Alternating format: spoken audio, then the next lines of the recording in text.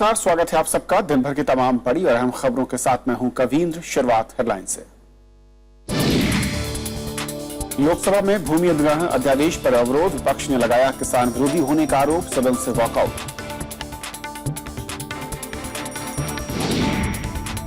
कृषि संकट पर लोकसभा में चर्चा, नुकसान पर सरकारी रवैये की राहुल गांधी ने की आलोचना, सरकार का किसानों की खुदकुशी से इंकार।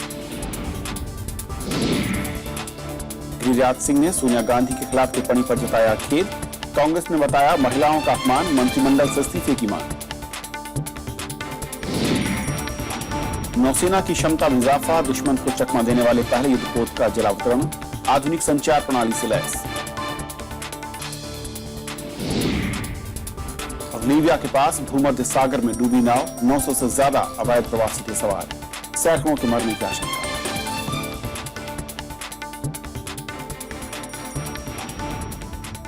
और आइए देखते हैं हमारी आज की पहली खबर।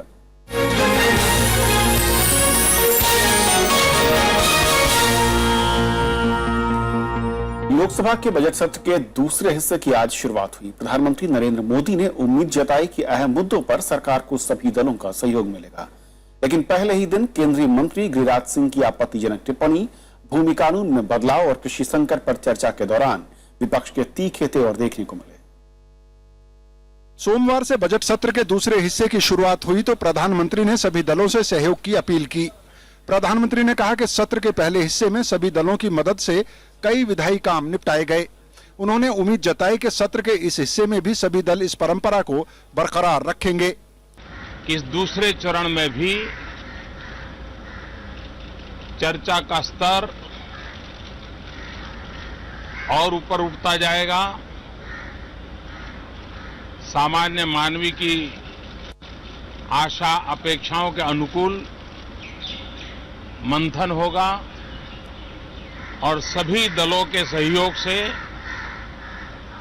संसद में बहुत ही अच्छे निर्णय होंगे और देश की आशाओं को पूर्ण करने की दिशा में महत्वपूर्ण कदम उठाएंगे। उधर लोकसभा की कार्यवाही शुरू होते ही कांग्रेस ने केंद्रीय मंत्री गिरिराज सिंह के बयान का मामला उठाया। कांग्रेस ने कहा कि सोनिया गांधी के खिलाफ गिरिराज सिंह की टिप्पणी महिलाओं का अपमान है। पार्टी ने गिरिराज सिंह के इस्तीफे और प्रधानमंत्री से बयान की मांग भी की। इसके बाद गिरिराज सिंह ने अपनी टिप्पणी पर खेद जताया। इस मसले पर सदन की कार्यवाही भी बाधित हुई। हमने जो सवाल उठाया है और हमारे जो सदस्य उठा रहे हैं वो इतना महत्व है सारे स्त्री समाज के लिए। किसी का अपमान करना मेरा उद्देश्य नहीं था।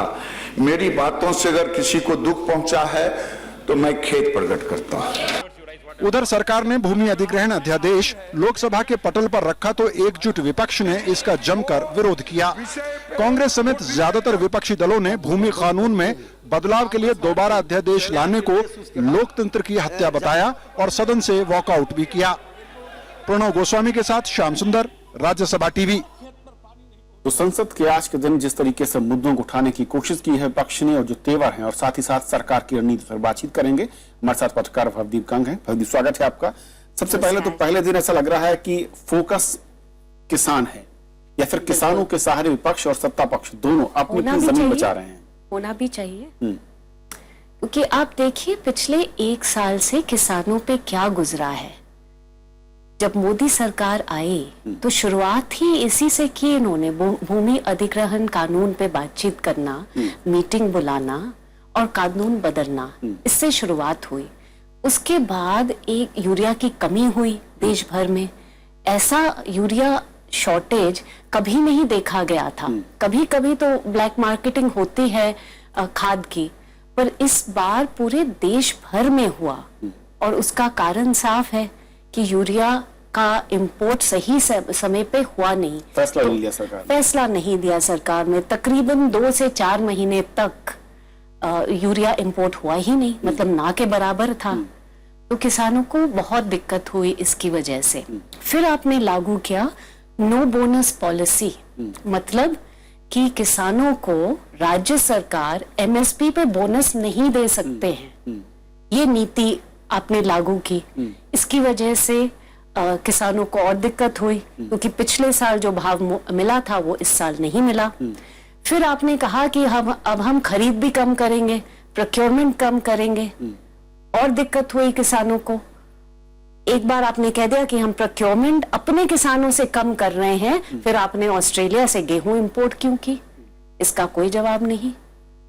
तो क्या ये माना जाए कि भवदीप, जिस तरीके से पहले दिन हमने देखा है जी, लैंड बिल जब दोबारा से जो कि अध्यादेश को रखा गया सदन पटल पर, विपक्ष ने जिस तेवर के साथ वॉकआउट किया है और एकजुटता दिखी है, क्या माने कि पिछली बार की तरह राह आसान नहीं है, भले ही लोकसभा में संख्या सरकार के पास जरूर हो?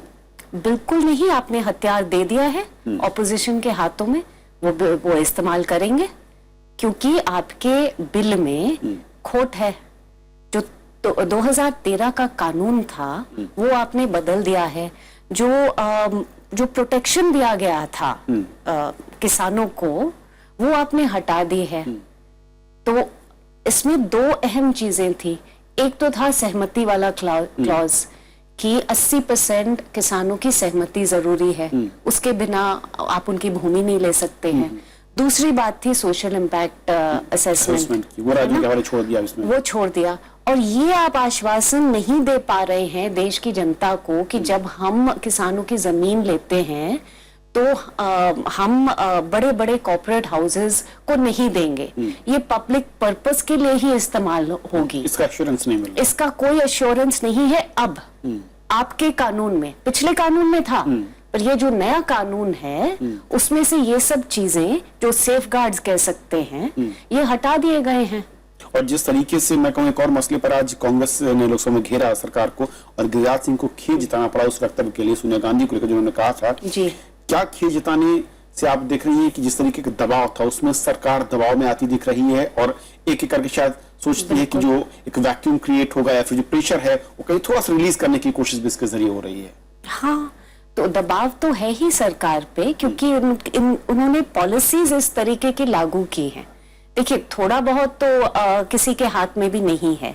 जो फसलें नष्ट हुई हैं मौसम की वजह से, तो उसमें सरकार की कोई गलती नहीं है, पर आप किसानों को सपोर्ट दे सकते हैं ना, जो पूरी तरीके से नहीं दिया गया है। अब ये देखिए कि पिछले एक साल में धान, कपास, आलू और गन्ने का भाव बहुत गिर गया है और किसानों को बहुत दिक्कत हुई है इस वजह से, क्योंकि लागत बढ़ चुकी है काफी ज्यादा। जबकि लागत बढ़ चुकी है और भाव बहुत कम हुए हैं। मतलब आप ये मान के चलिए कि 1/4 ये हो गए हैं आलू के केस में। तो सरकारी सपोर्ट तो चाहिए ना, सरकार को आगे बढ़ के मदद करनी चाहिए किसानों की। और जैसे ये देखिए, जहां तक गन्ने के की खेती करते हैं, उन लोगों के एरियाज 15,000 करोड़ तक पहुंच गए हैं और सरकार की तरफ से कोई एक्शन नहीं। बैठकों का दौर जरूर चलता रहा, लेकिन अभी एक बड़ा सवाल ये उठ रहा है कि लैंड बिल को लेकर सरकार जिस तरीके से मैं कहूँ रिजिड दिख रही है, किस तरह की रणनीति इस सब के शुरुआती पहले दिन के बाद आपको लग रही है? सरकार किस रास्ते से आगे बढ़ेगी या किस पतली गली से पास कराकर आगे बढ़ना चाहिए? ये केवल मोदी जी जाने, ये प्रधानमंत्री जाने और बीजेपी अध्यक्ष जाने कि क्यों कि इतने रिजिड क्यों हैं। अब आप देखिए, ये बिल कब से लागू हुआ है? जनवरी 1 2014 से लागू हुआ है। कम से कम 1 साल, 2 साल, 3 साल देखिए कि क्या होता है। और आपने आते ही जून के महीने में ही आपने ऐलान किया कि हम इसको बदलने वाले हैं। तो ये क्यों इसमें इतने रिजिड हुए हैं, ये बात किसी के समझ में नहीं आ रही है, यहाँ तक कि आरएसएस के समझ में भी नहीं आ रही है। क्योंकि अब सबसे पहले आपको याद होगा, सबसे पहले आपत्ति जताई थी और घोर आपत्ति भारतीय किसान संघ ने, बिल्कुल, जो अभी भी कह रहा है कि ये सही नहीं है ना। स्वदेशी जागरण मंच ने मेरे ख्याल से मई के महीने में ये कोई प्रदर्शन भी करने वाले हैं ये सब मुद्दों को लेके। एक और मसला है ये जीएम क्रॉप्स, जबकि आपके मैनिफेस्टो में आपने कहा है कि जीएम फूड क्रॉप्स के हम खिलाफ हैं। अब धड़ाधड़ ट्रायल्स हो रहे हैं, मामला सुप्रीम कोर्ट में सब जुडिस है, उसकी भी कोई परवाह नहीं। लेकिन लैंड बिल को लेकर ही मैं अगर वापस आऊं, तो जो सरकार के सहयोगी संगठन है, भले ही सरकार के साथ खुले तौर पर हो, अंतर्विरोध दिख रहे हैं, लेकिन जो ऑप्शंस हैं, राज्यसभा में पास नहीं हो सकता, पूरा विपक्ष एकजुट दिख रहा है, ज्वाइंट सेशन की बात कर रहा है, उसमें विपक्ष कह रहा है कि हम इसका विरोध करेंगे और सड़कों पर संघर्ष होगा, तो फिर सरकार सिर्फ और सिर्फ अध्यादेश को बार बार वो करके किस तरीके से उस फायदे को या उस लक्ष्य को, उस टारगेट को हासिल कर पाएगी जो उसके मैं कहूँ कि खाका उसने खींचा है। अरे फायदा तो ऑपोजिशन को हो रहा है, इसलिए इनकी रणनीति, इनकी स्ट्रेटजी क्या है ये समझ में नहीं आ रहा है, क्योंकि क्यों अड़े हुए हैं इस बिल पे। अभी छोड़ दिया जाए, अब 1 साल बाद दोबारा सोचिए, अमेंडमेंट्स ले आइए, आप 2 साल बाद ले आइए, इस समय कोई फायदा नहीं है, क्योंकि ऑपोजिशन ने मन बना लिया है कि हम इसको पास नहीं होने देंगे। तो या तो आप ऑर्डिनेंस जारी करते रहिए या आप ज्वाइंट सेशन बुलाइए, जो डेमोक्रेटिक तरीका नहीं है। आपको सबकी सहमति से बिल पास करना चाहिए, और आपकी सहमति से ये बिल पास हुआ था 2013 में, सभी पार्टियां सहमत थी उसके बाद उस पर। बिल्कुल, तो उसी तरीके से आप अमेंडमेंट बिल पास करिए। और इस नए दूसरे हिस्से में सत्र के कांग्रेस का जो रुख है, मैं कहूँ राहुल गांधी ने आज बहुत ही मैं कहूँ कि शुरुआत की अपने संसदीय एक बार फिर वाद विवाद जो चलता है उसके अंदर, क्या ये कहा जाए कि कांग्रेस अब किसी भी मुद्दे पर, चाहे वो आर्थिक मसले रहे हों जिनकी शुरुआत उसने खुद की थी, अब वो सरकार के साथ खड़ी होना नहीं चाहती है या फिर दिखना नहीं चाहती है, और विरोध में उसके तेवर कई गुना ज्यादा तीखे होने वाले हैं। ऐसा हमेशा होता है कि जो आप करते हैं जब आप सरकार में हैं, वो ऑपोजिशन में बैठ के आप अपोज करते हैं, ये तो होता ही है। अब राहुल गांधी का देखिए, नियमगिरी गए थे, वहां वनवासियों को उन्होंने आश्वासन दिया था कि आपकी सहमति के बगैर आपकी जमीन नहीं ली जाएगी। उन्हीं की सरकार ने, यूपीए की सरकार ने फिर ऑर्डर पास किया कि जी इनकी सहमति के बगैर लीनियर प्रोजेक्ट्स के लिए हम ले लेते हैं वनवासियों की जमीन। ट्राइबल अफेयर्स मिनिस्टर थे किशोर चंद्र देव, वो ऑब्जेक्शन करते रही कि आप ऐसा नहीं कर सकते हैं, ये गैर कानूनी है, कोई सुनने वाला था नहीं। अब वही एनडीए सरकार कर रही है, तो सबसे पहले कांग्रेस ऑब्जेक्ट करेगी इस पे, है ना। खैर वो मुद्दा अभी तक सामने नहीं आया है, पर आएगा तो कांग्रेस ऑपोजिशन में बैठी है तो वो अपोज करेगी। पर जहां तक इस बिल की बात है, ये तो कांग्रेस का कानून था, या ये कहना चाहिए कि कांग्रेस और बीजेपी ने मिलकर कानून तैयार किया था और पास किया था। तो अब आप इसको हटाना चाहते हैं, तो जाहिर है कांग्रेस क्यों नहीं करेगी, और राहुल गांधी को तो आपने लॉलीपॉप दे दिया, हल्ला करो। इशारा भी किया संसद के अंदर खुले तौर पर, कहा भी कि 60% किसानों की बुराई मोदी साहब क्यों लेना चाहते हैं और हमें क्यों फायदा देना चाहते हैं, ये समझ से परे है। बहुत शुक्रिया मोदी इस पूरी बातचीत के लिए आपका। तो पहली खबर में आज फिलहाल इतना ही। वक्त ब्रेक का, ब्रेक उस पार दिन भर की दूसरी बड़ी खबर।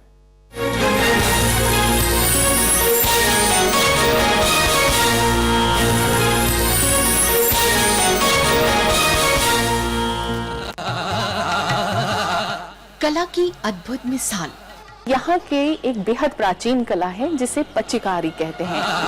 हुनर है बेमिसाल, हजारों हजार कारीगर यहाँ इस काम में लगे हुए हैं, लेकिन कारीगर है बदहाल। हमारी विरासत खत्म होती जा रही है। आज की तारीख में 10% रह रहे हैं इस काम करने में, 90% लोगों ने इस काम को छोड़ दिया है। देखिए अस्मिता में आगरा से खास पेशकश, बेमिसाल कला पच्चीकारी, सिर्फ राज्यसभा टीवी पर।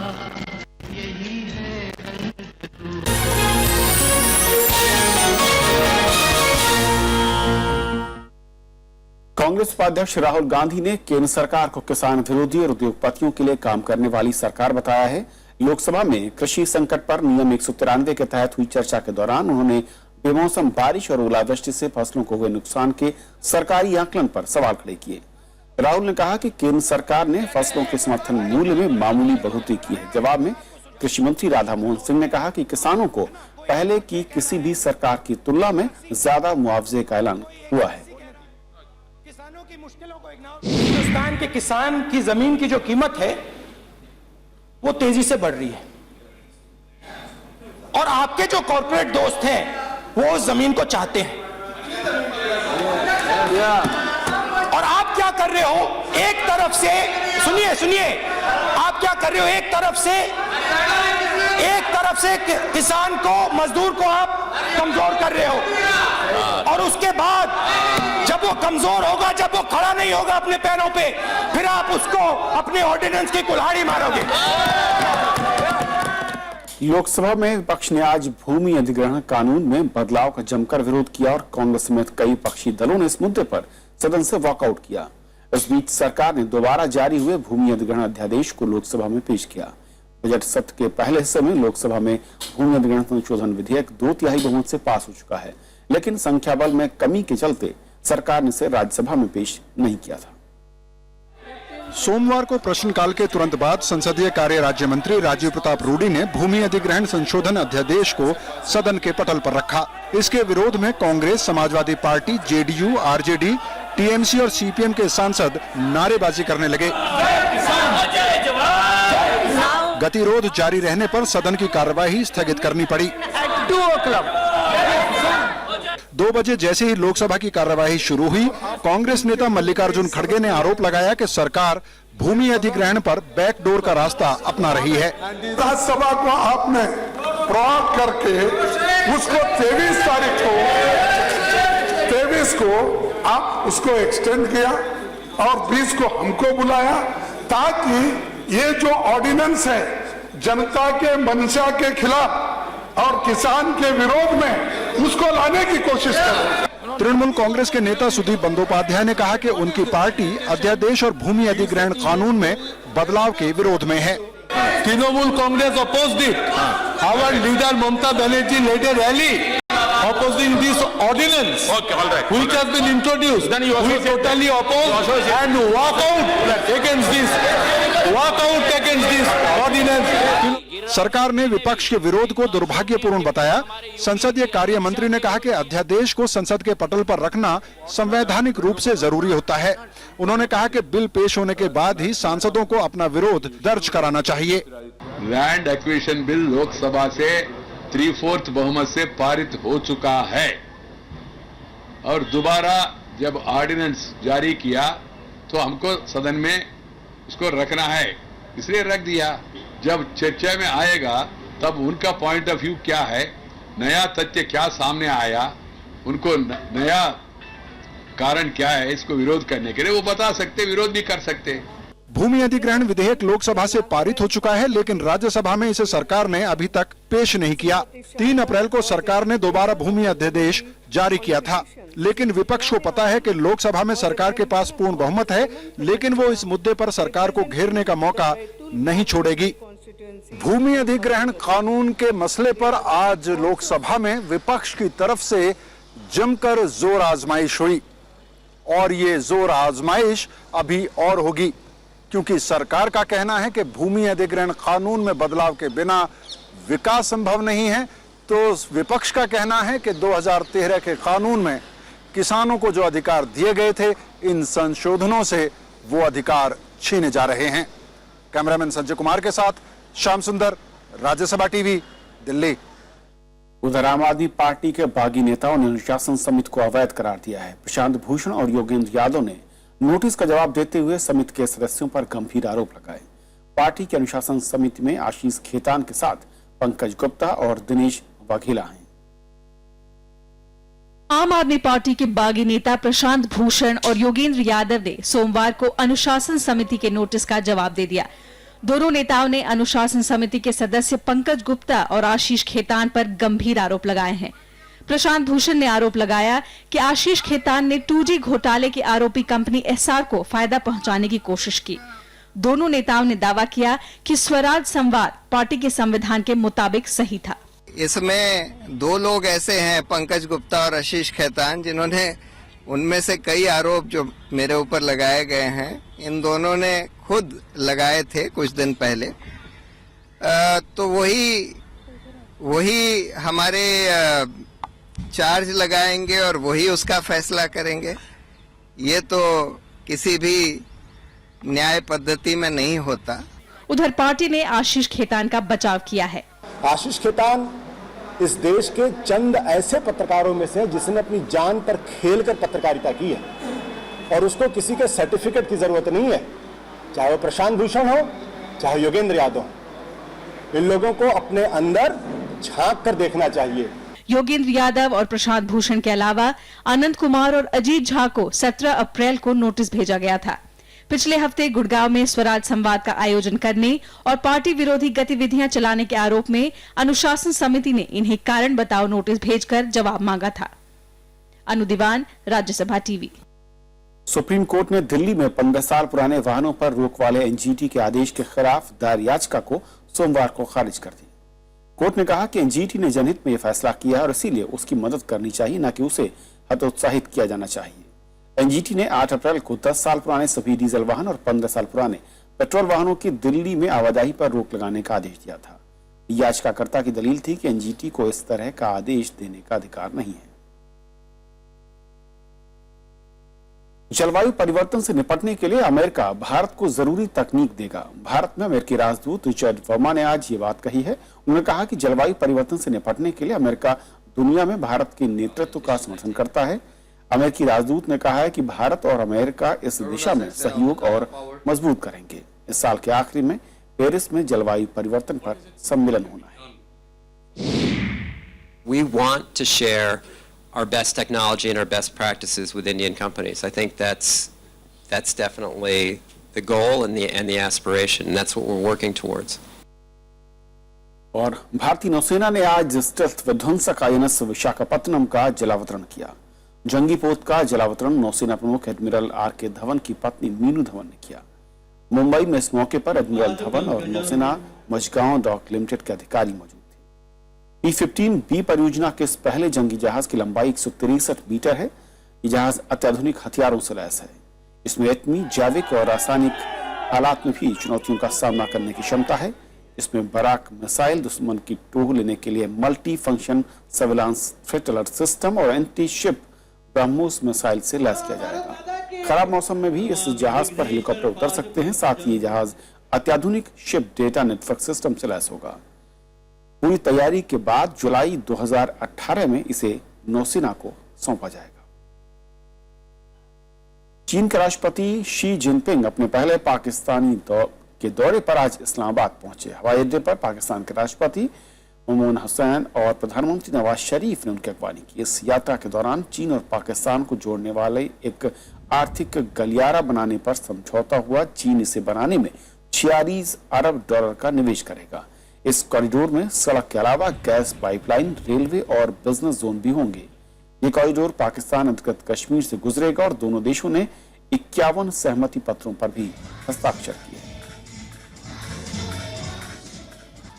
भूमध्य सागर में लीबिया तट के पास अवैध प्रवासियों की नौका डूबने के बाद कई लोगों को बचा लिया गया है। अब तक 24 लोगों की मौत की पुष्टि हुई है और यह आंकड़ा बढ़ सकता है। अफ्रीका से इटली आ रही इस नौका में करीब 900 लोग सवार थे। क्षमता से अधिक लोगों के सवार होने से हादसा हुआ है। यूरोप इस मामले पर विशेष सम्मेलन बुला सकता है। महिलाओं और बच्चों के साथ इटली के तटरक्षक बल का जहाज सोमवार तड़के तट पर पहुंचा तो इन प्रवासियों की जान में जान आई। अफ्रीका से इन प्रवासियों को लेकर आ रही नौका भूमध्य सागर में लीबिया तट के पास हादसे का शिकार हो गई थी। नौका पर कम से कम 900 लोग सवार थे, जिनमें से ज्यादातर के बारे में अब तक कोई जानकारी नहीं मिल पाई है। इसे सबसे बड़ी दुर्घटना माना जा रहा है। इटली के प्रधानमंत्री ने ऐसे हादसे रोकने के लिए मदद की अपील की है। E cioè che esiste una piaga in questo momento nella storia del nostro continente e del nostro Mediterraneo. एक के बाद एक ऐसे नौका हादसों ने इटली समेत यूरोपियन यूनियन की चिंताएं बढ़ा दी हैं। यूरोपियन यूनियन इससे निपटने के लिए एक सम्मेलन बुलाने पर सोच रहा है। I felt it was our moral duty to concentrate also on our responsibility as Europeans to prevent this kind of tragedies to happen again and again. रोजगार की तलाश में अफ्रीकी मूल के नागरिक भूमध्य सागर के रास्ते यूरोपीय देशों में अवैध तरीके से आते हैं। इसे रोकने के लिए लीबिया और इटली सरकार कई अभियान चला चुकी है, लेकिन अब तक इसका स्थायी हल नहीं निकला है। अंतर्राष्ट्रीय प्रवास संगठन के मुताबिक अवैध प्रवास की कोशिश में इस साल करीब 2000 लोगों की मौत हो चुकी है। Bureau report, Rajya Sabha TV. तो खबरों के इस बुलेटिन में भी इतना ही। नमस्कार।